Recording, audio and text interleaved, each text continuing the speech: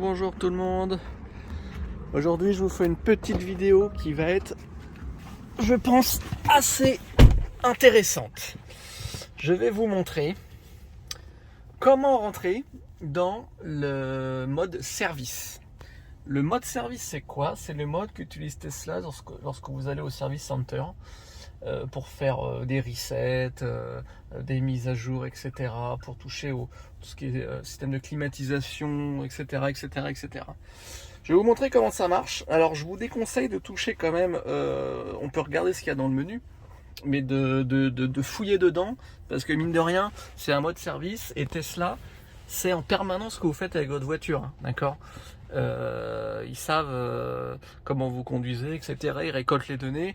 Normalement, ils ne sont pas censés s'en servir contre vous, mais ils peuvent voir si vous avez activé le mode service, etc. Donc voilà, on va éviter de faire bugger la voiture ou de faire n'importe quoi.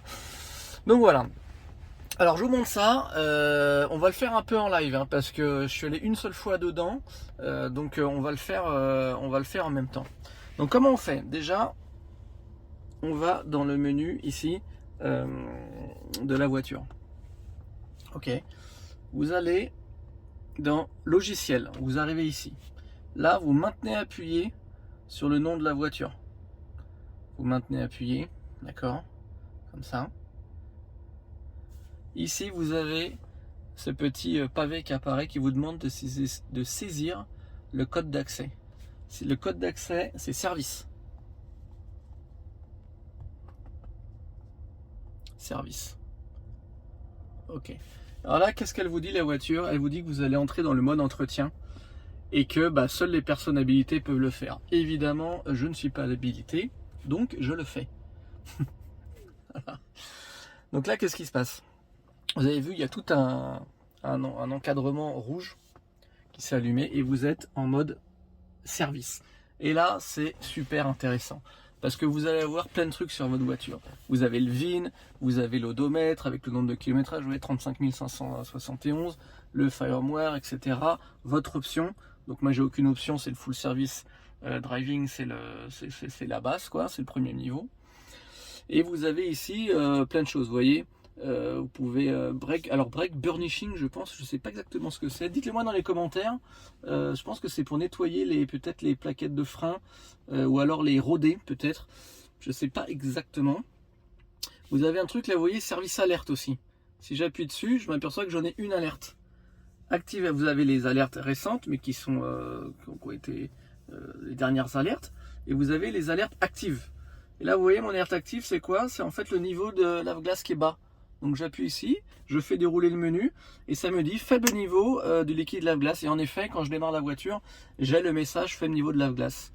Donc vous voyez, ça vous le dit ici. Donc ça va, j'ai qu'une seule alerte active. Vous pouvez ici, vous voyez Customer, All, vous avez pas mal de trucs. Donc voilà, ça c'est les messages d'alerte. Alors on rentre dans le menu. Qu'est-ce qu'on a à gauche? On a Driver Assist. Driver Assist, vous avez deux menus, caméra et sensor. On va appuyer sur caméra et regardez ce qu'il nous donne. Il nous donne l'état des caméras. Et on peut voir du coup combien il y en a. Une à l'arrière, deux à gauche, deux à droite et trois devant. Vous voyez, 3, 4, 5, 6, 7, 8.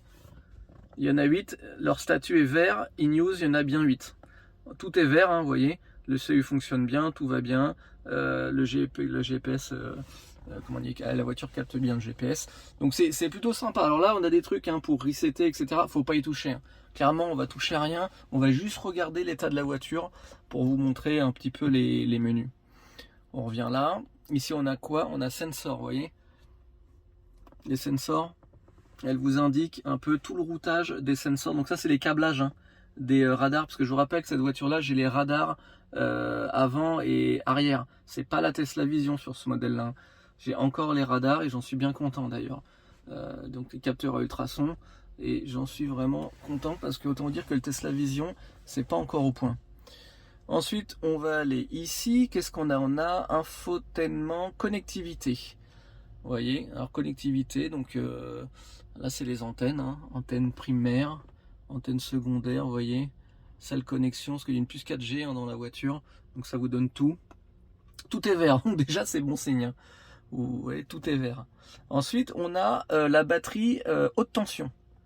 Donc la batterie haute tension, vous voyez, alors là je suis pas en charge, hein, donc je suis pas connecté, mais vous avez vraiment tout. Vous avez la température, vous voyez là, température mini 13 degrés, maximum 15 degrés. Alors ça vous dit pas mal de trucs. Vous voyez, tout est vert. Bon, c'est vert, c'est bon signe, hein, d'accord. La HV System, c'est la batterie haute tension, parce que je vois qu'il y a une batterie de 12 volts dans cette voiture. Vous voyez. Alors je suis à 83%, et là c'est beaucoup plus détaillé. En fait, je suis à 82,8%, d'accord. Alors là, je peux faire un test comment dire, du pourcentage de la batterie, je pense, pourcentage restant. Je vais être franc avec vous, je vais pas le faire. Hein. D'accord, je le ferai peut-être plus tard, mais j'ai pas envie de créer des problèmes. Donc vous voyez, voilà les infos sur la pompe et tout, etc. Ici, vous avez la batterie basse tension, donc qui est à l'avant. Vous voyez, elle est là. Donc c'est une batterie 12 volts, hein, exactement. J'ai 14,32 volts. Elle est là. Voilà, donc ça vous dit exactement son niveau de charge, etc. Homelink, ça je ne l'ai pas, c'est pour le faire installer en aftermarket pour pouvoir ouvrir votre porte de garage. Ici, on a tout ce qui est climatisation. Donc, vous voyez. Alors là, on va pas le faire, hein, mais ça c'est vraiment pour la maintenance. Vous pouvez drainer le liquide, vous pouvez le tester, etc., etc. Bien sûr, ça on touche surtout pas. Vous avez toutes les valves, regardez ça un peu. Tout l'état des valves du système de climatisation. C'est quand même super bien fait. Est-ce que si je touche à ça, là je l'ai mis en route, est-ce que ça va... Ah, regardez, ça bouge en temps réel, vous voyez. Je l'ai mis en route, ça bouge en temps réel. Vous avez RPM, c'est rounds per minute, c'est la vitesse du compresseur. Température du liquide, vous voyez, qui commence à augmenter. Regardez ça, c'est vachement mieux. Ça j'adore, ça c'est vraiment super quoi. Ça se croirait dans un avion, hein, clairement. Je recoupe la clim. Allez, hop, je la coupe, tac, regardez. En temps réel, toutes les valves vont se fermer. Voilà. Vous avez le système réfrigérant. C'est pareil, hein, avec tout le système de valves, etc. Vous avez le coolant system. Ça, c'est le système de refroidissement de la batterie.